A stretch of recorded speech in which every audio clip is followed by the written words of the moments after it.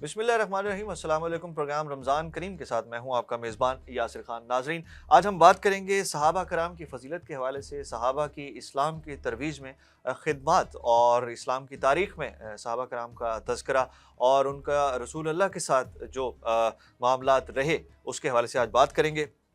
हमारे साथ मौजूद हैं इस अहम मौजू पर बात करने के लिए प्रोफेसर हुमा इस्माइल साहिबा, इस्लामिक स्कॉलर हैं, principal Milhaj college of sharia and Islamic sciences Multan हैं। बहुत शुक्रिया हमें ज्वाइन करने के लिए। अच्छा हुमा साहिबा, ये बताइएगा कि सहाबा कराम की फ़जीलत के हवाले से तो हम बात कर रहे हैं, सहाबी की जो अहमियत है और उनके जो फ़ज़ाइल हैं वो क्या? बिस्मिल्लाहिर्रहमानिर्रहीम। सहाबा किराम की फ़ज़ाइल में तो अल्लाह रब्बुल आलमीन ने खुद ही आयत नाज़िल फरमाई। मुझे सबसे अहम आयत है, सबसे प्यारी आयत, वो सूरह तौबा में है, वर्स नंबर 100 पार नंबर 11 में। वहाँ अल्लाह रब्बुल आलमीन ने फरमाया वस्साबिकून अल-अव्वलून मिनल मुहाजिरीन वल अंसार वल्लज़ीना तबअहूम बिइहसान रज़ियल्लाहु अन्हुम व रज़ू अन्हु वअद्दा लहुम जन्नातिन तजरी तहतल अनहारु खालिदीना फ़ीहा अबदा ज़ालिकल फ़ौज़ुल अज़ीम। इतनी खूबसूरत आयत। अल्लाह ने फरमाया वो जो साबिकून अल-अव्वलून, तो वो जो शुरू वालों में सबकत ले गए, यानी सहाबा मिनल मुहाजिरीन वल अंसार, वो मुहाजिर भी हैं, यानी पहले उनका नाम भी ले लिया, उनकी तारीफ़ी अल्फाज फरमाए, फिर उनका जो टाइटल है अंसारी और महाजिर वो भी बता दी। फिर फरमाया वल्लज़ीना तबअहूम बिइहसान, और जो इनके रस्तों पर चलेगा, रज़ियल्लाहु अन्हुम व रज़ू अन्हु, अल्लाह उन सब से राज़ी है, वो अल्लाह से राज़ी है। और अल्लाह ने अपनी रज़ा में फरमा दिया कि मैंने उनके लिए जन्नतें तैयार की हैं जिसके नीचे नहरें बहती हैं, वो उसमें हमेशा रहेंगे। सबसे बड़ी कामयाबी यही, ज़ालिकल फ़ौज़ुल अज़ीम। अब इतना कैटेगोरिकल पूरी बात कर देना, ये हमें मोटिवेशन भी दे रहे हैं, ये हमें बता भी रहा है कि सहाबा किराम का दर्जा कितना बुलंद। देखिए आसान नहीं होता। आज देख ना, हम बुराइयां देखते हैं तो हम कहते हैं कैसे बचे, माहौल ही ऐसा है, करना पड़ता है, दौर के दुनिया के साथ भी जीना होता है। ये सब कुछ सहाबा के साथ भी था। अब देखिए, हमें तो दीन में रह कर दीन में रहना मुश्किल होता है। इस्लामी जमहूरिया पाकिस्तान है, हमें नमाज पढ़ने पर, रोज़ा रखने पर, कुरान पढ़ने पर किसी ने कुछ नहीं कहना। वो दौर कितना बुरा था, बदतरीन दौर था, बदतरीन, यानी इतना बदतरीन था कि आज के काफिर भी उसको बदतरीन कहते हैं, यानी आज का नॉन मुस्लिम भी उसको ज़माना जहलियत कहता है। इतना बदतरीन दौर, और उसमें कलमा पढ़ना। और उसको अगर आप देखें ना, कलमा पढ़ने के लिए हजूर ने कभी सहाबा को कुरानी आयात पढ़ कर नहीं सुनाई कि चलो जी मुझ पर ईमान लाओ। ईमान लाने के लिए एक ही शर्त अल्लाह ने भी रखी। पहली वही नाजिल हुई तो हजूर ने हज़रत खुदैजा को जब दावत दी तो ये बताया कि अल्लाह का कलाम नाजिल हो गया, क्या नाजिल हुआ ये नहीं बताया। और बीबी खुदैजा ने फ़ौरन कलमा पढ़ ली। साबिकून अल-अव्वलून में पहली एक औरत शामिल हो गई। हजूर सफ़ा की चोटी पे खड़े होकर ऐलान नबूवत कर रहे हैं, ये नहीं कह रहे देखो अल्लाह का कलाम उतर आया, 5 आयतें हो गई, हम इतने दिनों से प्रोग्राम्स कर रहे हैं तो हम आयात बताते हैं, हम हदीसें बताते हैं। क्यों? क्योंकि मेरी बात की कोई वैल्यू नहीं, मेरा कोई करैक्टर नहीं, मेरे रब का कलाम, उसके नबी का कलाम बेहतरीन है, तो हम उसको अपनी बात को सच्चा करने के लिए उसका हवाला देते हैं। हजूर सल्लल्लाहु अलैहि वसल्लम में कोई हवाला नहीं, एक ही हवाला दिया, और हवाला ये था कि बताओ मैं अगर कहूँ कि पहाड़ी के पीछे से दुश्मन हमला करने आ रहा है तो क्या करोगे, यानी अपना करैक्टर पेश किया। तो उन्होंने कहा आप सादिक अमीन है, आपकी बात पर ट्रस्ट करेंगे, जिहाद करेंगे। तो हजूर ने फरमाया फिर कलमा भी तो पढ़ो। अब उस वक्त जिन्होंने कलमा नहीं पढ़ा ना, उसकी एक ही रीज़न थी, और रीज़न अबू लहब ने भी बता दी, यानी सैकड़ों काफिर खड़े कलमा नहीं पढ़ रहे। क्यों?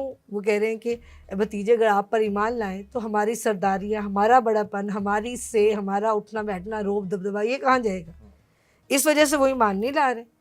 Very next day early in the morning हज़रत अबू बकर सदीक मक्के में दाखिल होते। अबू जहल हज़रत अबू बकर को कह रहे हैं, जबकि अबू जहल तो खुद काफिर है, वो हज़रत बकर को कह रहे हैं, और हज़रत बकर सदीक उसी वक्त कहते हैं अच्छा हजूर ने, मतलब मोहम्मद ने कहा मैं नबी हूँ। तो उसने कहा हाँ। तो हज़रत बकर सदीक ने गुलाम से कहा सामान लेके जाओ, खुद सीधे हजूर के पास चले कि अबू जहल ने ऐसे ऐसे बताया। हजूर ने मुस्कुरा के कहा सही कह रहा है, चाहे काफिर है, ईमान नहीं लाया, लेकिन क्या सही रहा है कि मैंने ये दावा किया है कि मैं अल्लाह का नबी हूँ।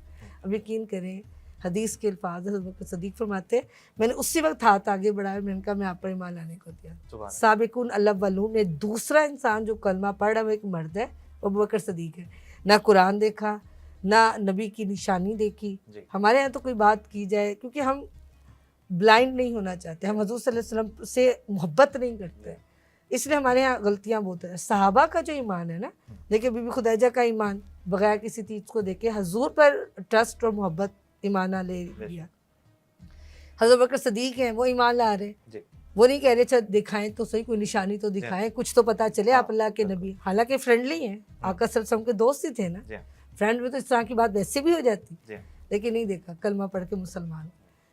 اسی رات یعنی وہ دن گزرا، رات ہوئی، حضور صلی اللہ علیہ وسلم پورا خاندان قریش کو دعوت دے رہے ہیں، کوئی کلمہ نہیں پڑھا. سینکڑوں لوگ تب بیٹھے ہوئے ہیں. ایک حضرت علی کھڑے ہوئے، حضرت جابر رضی اللہ تعالیٰ عنہ کی روایت ہے، فرماتے ہیں حضرت علی فرمایا کرتے تھے میں کھڑا ہوا، میں نے کہا میرے چچا زاد بے شک میں جانتا ہوں میری ٹانگیں کمزور ہیں، کمزور بچہ ہوں، مجھے یہ بھی نہیں پتا آپ کہہ کے رہے ہیں مجھے کرنا کیا ہوگا، لیکن اے چچا زاد مجھے محبت ہے آپ سے، صرف آپ سے محبت کی وجہ سے کلمہ پڑھنے کو تیار ہوں. اور حضور کے ساتھ بیٹھے، پھر حیدر کرار بھی بنے. اب یہ باتیں ہمیں بتا رہی ہیں کہ حضور صلی اللہ علیہ وسلم پر سابقون الاولون میں تو یہ 3 ہستے، ویسے تو بہت سارے ہیں، وقت ہمارے پاس اتنا نہیں ہوتا. تو کلمہ پڑھنے والے صحابہ ہیں، سابقون، سبقت لے جانے والے، وہ سارے جب بھی ایمان لا رہے ہیں ایک ہی وجہ سے، کیونکہ اللہ رب العالمین کا ایک قانون تھا کہ جب کسی بھی نبی کو نبی بنا کر بھیجتے ہیں، 1,24,000 تقریباً پیغمبر آئے، وہ کتابیں لائے، صحیفے لائے، وہ دکھاتے تو امت کو تو لوگ ایمان لاتے تھے. دوسرا، اللہ نے ہر نبی کے دائیں ہاتھ پر مہر نبوت دی، جو کلمہ پڑھنے آتا کہتا ہے کوئی نشانی دکھائیں، وہ دکھا دیتے. حضور صلی اللہ علیہ وسلم پر ایمان لانے والے جو صحابہ ہیں، اتنا درجہ ہے کہ اللہ نے کہا میں نے دنیا میں ہی بخش دیا. پہلے کا بدری صحابہ کو بخشا، پھر عشرہ مبشرہ کو بخشا، پھر احد والوں کو، پھر فرمایا ساروں کو ہی بخش دیا. ان سب کی اتنی فضیلت کیا تھی، انہوں نے مہر نبوت نہیں دیکھی، کیونکہ اللہ نے حضور کو مہر نبوت ہاتھ میں دی نہیں، نہ قرآن کتاب میں دیا، نہ مہر نبوت ہاتھ میں دی. مہر نبوت دی تو کندھوں کے پیچھے. صرف صحابہ کا جو ایمان تھا نا، اتنی فضیلتیں وہ حاصل کر گئے کہ اللہ نے قانونی طور پر ان کو ایسا بنا دیا کہ آپ اور میں، دیکھیں ایک ہی شے ہے نا، اللہ کا معجزہ قرآن قیامت تک زندہ ہے. اب دیکھیں جب میں اور آپ قرآن پڑھتے ہیں، ویسے تو بڑے فضائل ہیں، وقت نہیں ہے، ہم جب بھی قرآن پڑھیں گے ایک ہی بات ذہن میں آتی ہے، قرآن کلام اللہ کا ہے، ادائیگی مصطفیٰ صلی اللہ علیہ وسلم ہمارے نبی نے کی، لکھا صحابہ نے. تو راز زبور انجیل رب لکھی ہوئی بھیج رہا ہے تو قرآن بھیج دے. فضیلت نظر آئے لوگوں کو، حضور پر نازل کر، چلو حضور خود لکھ دیں، نہیں اب صحابہ سے لکھوائیں تاکہ قیامت تک لوگوں کے دلوں میں صحابہ کا یہ احسان اجاگر رہے. اللہ نے صحابہ سے لکھوایا، کیوں؟ کیونکہ ان صحابہ نے جو ایمان لائے تھے نا، کلمہ پڑھ کے آنکھوں سے حضور کو دیکھا اور ایمان لے آئے. اللہ نے اتنی شان دی، کہا یہی سب سے بڑی کامیابی ہے. اگر آپ نے بھی کامیاب ہونا ہے، سکسیسفل ہونا ہے، تو فرمائے ذالک الفوز العظیم، اصل کامیابی یہ ہے کہ آپ صحابہ کے راستے پر چلیں. اللہ مجھے آپ اس کی توفیق. آمین. بہت شکریہ. صحابہ کرام کے فضائل کے حوالے سے، ان کی فضیلت کے حوالے سے بات ہوئی. کل آپ کی خدمت میں ایک نئے عنوان کے ساتھ حاضر ہوں گے. اجازت دیجیے. اللہ حافظ.